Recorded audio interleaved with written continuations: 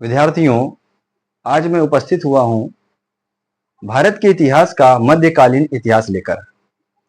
मध्यकालीन इतिहास एक ऐसे समय से शुरू होता है जब भारत पर आक्रमण किए जा रहे थे।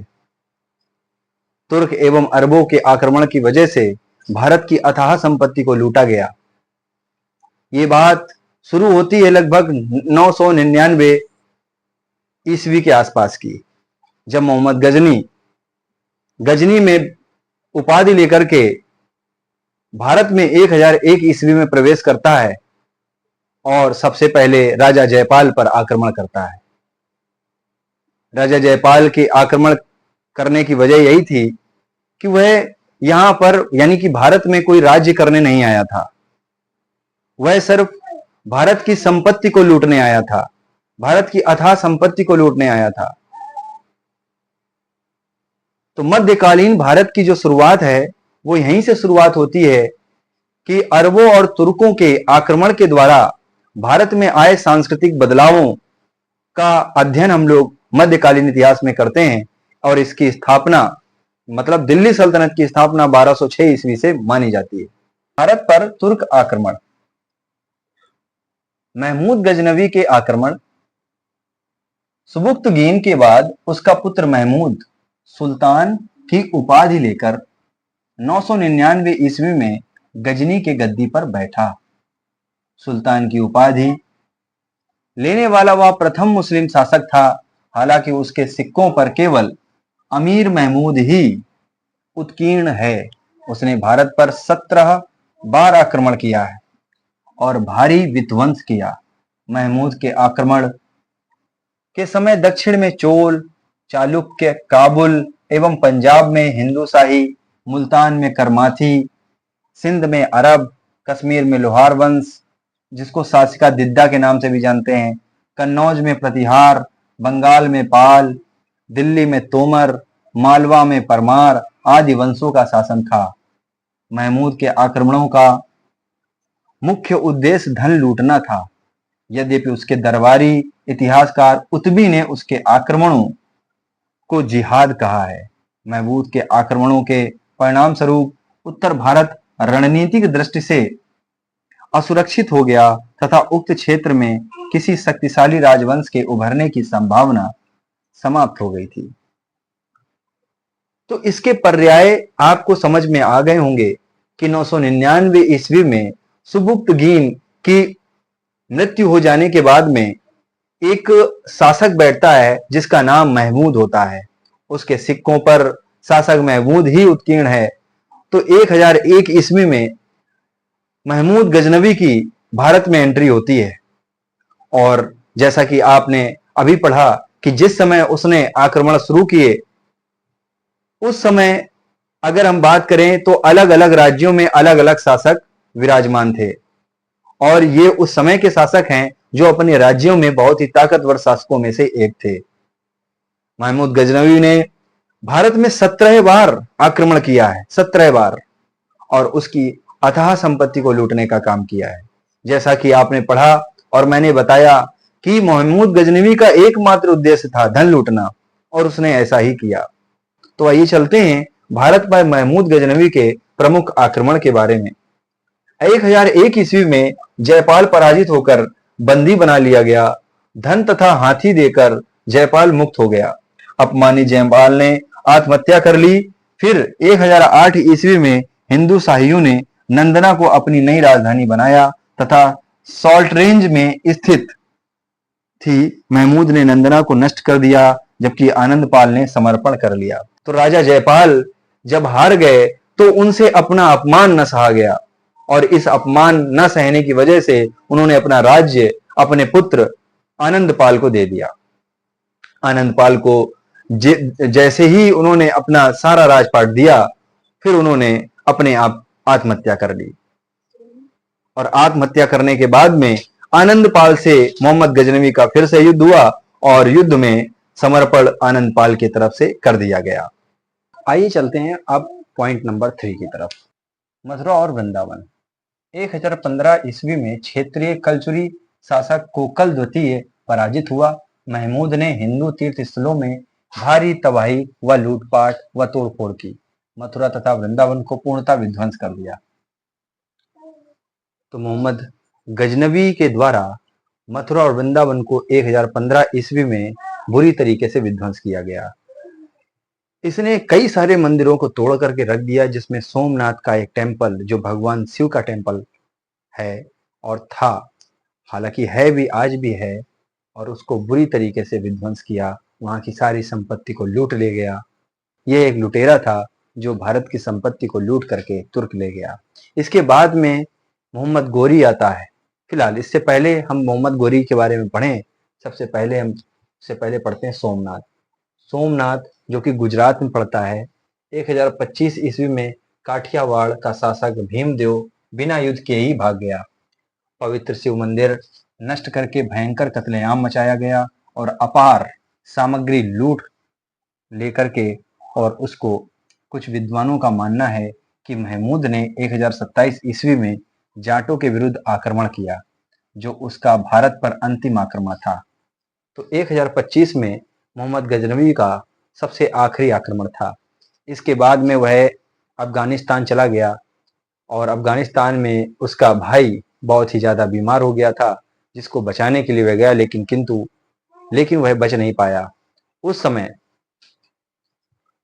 समय अपने उत्तराधिकारियों को राज्य सौंप गया था, लेकिन जब वह वापस आया तो कुछ ऐसे विद्रोही थे जो उसके इस नीतियों से बहुत ज्यादा परेशान थे और उसके खिलाफ विद्रोह छेड़ दिया, जिसमें वह मारा गया। मारे जाने के बाद में जो उसके उत्तराधिकारी थे वो धीरे धीरे कमजोर पड़ने लग गए, और कमजोर पड़ने के बाद में अब शासन मोहम्मद गोरी के हाथों में आता है। लेकिन मोहम्मद गोरी किस तरीके से मोहम्मद गोरी बना, उसकी इतिहास के बारे में समझ लेते हैं। आइए, मुइजुद्दीन मोहम्मद गोरी गजनबी और सल्जूक साम्राज्यों के बीच स्थित गौर एक छोटा सा राज्य था, जिसके निवासी महायानी बौद्ध थे। महमूद गजनबी ने इस क्षेत्र का इस्लामीकरण किया, यानी कि लोगों को इस्लाम धर्म में परिवर्तित कर दिया। कालांतर में गौर शासक अलाउद्दीन हुसैन शाह ने गजनी पर आक्रमण करके अधिकार कर लिया, और जब 1163 ईस्वी में गयासुद्दीन मोहम्मद को गौर की गद्दी मिली तो उसने तुर्क जनजाति परंपरा का पालन करते हुए अपने छोटे भाई को, यानी कि मुइजुद्दीन मोहम्मद को, गजनी की गद्दी सौंप दी, और यही मोहम्मद गोरी के नाम से प्रसिद्ध हुआ। तो मुइजुद्दीन मोहम्मद गोरी किस तरीके से गोरी का, यानी कि एक गौर शासक बना, और क्योंकि उसके जो बड़े भाई थे उनका नाम क्या था, उनका नाम था गयासुद्दीन मोहम्मद को गौर की गद्दी मिली, तो उसने तुर्क जनजाति परंपरा का पालन करके अपने छोटे भाई को, जिसका नाम था मुइजुद्दीन मोहम्मद, उसको गौर की गद्दी सौंप दी, और वहीं से इसका नाम पड़ा मोहम्मद गोरी। तो मोहम्मद गोरी के इतिहास के बारे में आपने समझ लिया। अब समझते हैं मोहम्मद गोरी के भारत पर आक्रमण। तो चलिए चलते हैं आक्रमणों की तरफ, जो कि नृशंस हत्याएं तो करी ही, भारत को हर तरीके से लूटा भी। तो भारत पर मोहम्मद गोरी के आक्रमणों के बारे में चर्चा करते हैं। भारत पर मोहम्मद गोरी के आक्रमण। सन 1175 ईस्वी में मोहम्मद गोरी ने मुल्तान पर आक्रमण किया, वहां अधिकार कर लिया। 1178 से 1179 ईस्वी में उसने गुजरात के नेहरवाला पर आक्रमण किया, परंतु चालुक्य वंशी शासक मूलराज के भाई भीमभूति ने उसे आबू पर्वत के पास बुरी तरह पराजित किया। यानी कि जो चौहान लोग थे, यानी ठाकुर लोग थे, उन्होंने इसको बुरी तरीके से पराजित किया और पछाड़ दिया। ये आबू वही जगह है जो आज जहाँ पर पर्वत को माउंट आबू कहा जाता है, वही आबू पर्वत, हिंदी में आबू पर्वत कहते हैं, जबकि इंग्लिश में माउंट आबू कहते हैं। बुरी तरह पराजित कर दिया गया। चालुक्यों ने चौहानों से मदद मांगी थी, जो उन्हें नहीं मिली। 1185 ईस्वी में गोरी ने सियालकोट पर आक्रमण किया तथा 1186 ईस्वी में लाहौर के मलिक खुसरो को हराकर पंजाब पर अधिकार कर लिया। तराइन के युद्ध में अगर हम देखें तो गुजरात में परास्त होने के पश्चात गोरी ने पंजाब के रास्ते भारत में प्रवेश करने का प्रयास किया। तो वही एक ऐसा रास्ता था कि सबसे पहला और प्रवेश द्वार पंजाब को हराना ही था।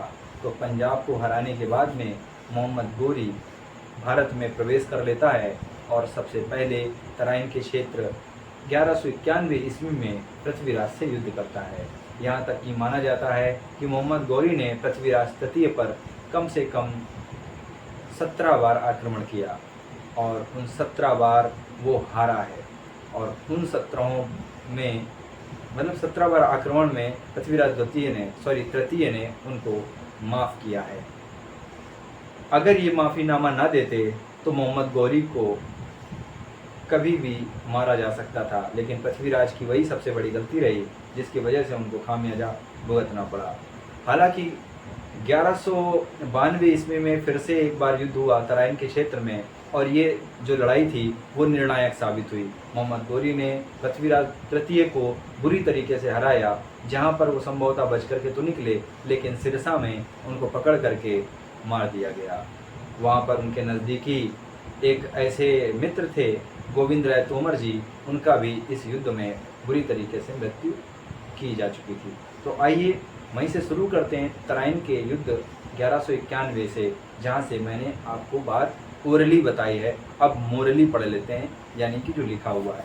आगे की बात क्या थी कि प्रवेश करने का प्रयास कहाँ से कर रहा था? पंजाब प्रांत से कर रहा था। और पंजाब को क्योंकि उसने जीत लिया था, जीतने के बाद में भारत के रास्ते में पंजाब के रास्ते भारत में प्रवेश करने का प्रयास कर रहा था।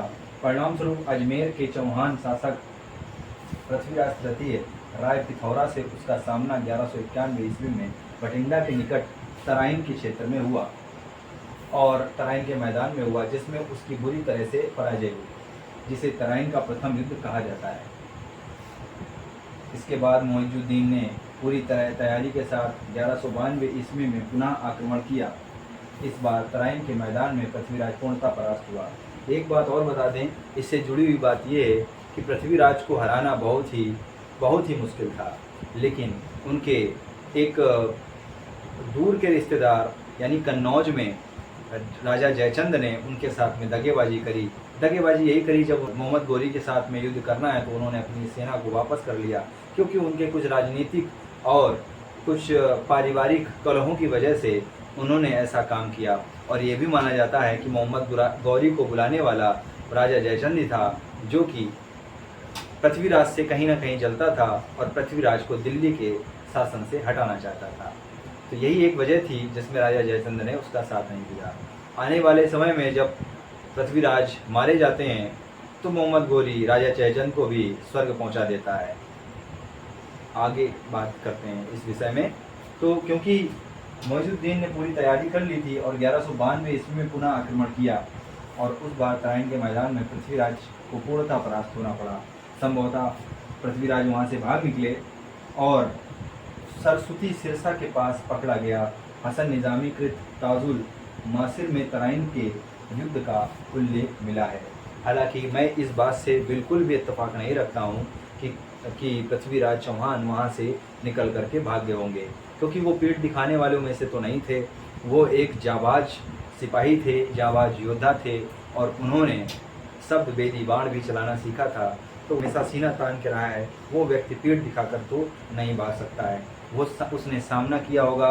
अब मैं इसलिए विश्वास नहीं कर सकता क्योंकि उसके ज़माने में, यानी उन लोगों के ज़माने मतलब मुग़ल शासन में, बहुत सारे ऐसे कवि और लेखक रहे हैं जिन्होंने अपने तरीके से कहानी को गढ़ा। और जहाँ तक अगर आप हिंदी के साहित्य को पढ़ें, जो कि आचार्य रामचंद्र शुक्ल के द्वारा लिखी गई है, तो उसमें आप देखेंगे कि पृथ्वीराज चौहान के इतिहास के साथ बहुत छेड़छाड़ की गई है।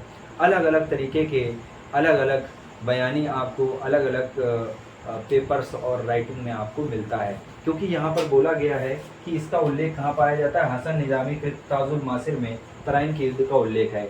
यानी कि जहाँ से ये पार्ट लिया गया है, एक्चुअली में इतिहास का पार्ट माना जा सकता है, लेकिन ये इतिहास है। लेकिन ये कहें कि ये सही है, ये कितना सही है, ये कितना गलत है, ये कह पाना मुश्किल है। क्योंकि अगर और भी इतिहास पे जाएं तो बहुत लोगों को ये कहते हुए सुना है कि पृथ्वीराज तृतीय ने मोहम्मद गौरी को ही मार दिया था। तो तराइन के युद्ध में उल्लेख मिलता है, यह युद्ध भारतीय इतिहास के निर्णायक युद्धों में से एक था।